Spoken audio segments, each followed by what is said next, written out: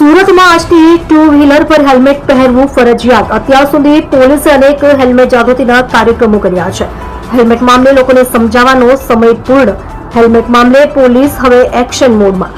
સુરતના તમામ પોઈન્ટ પર પોલીસ તૈનાત। ટુ વ્હીલર પર હેલ્મેટ ન પહેરનાર સામે દંડાત્મક કાર્યવાહી। તમે જોઈ રહ્યા છો કેપી ન્યૂઝ ચેનલ રફીક શેખની સાથે।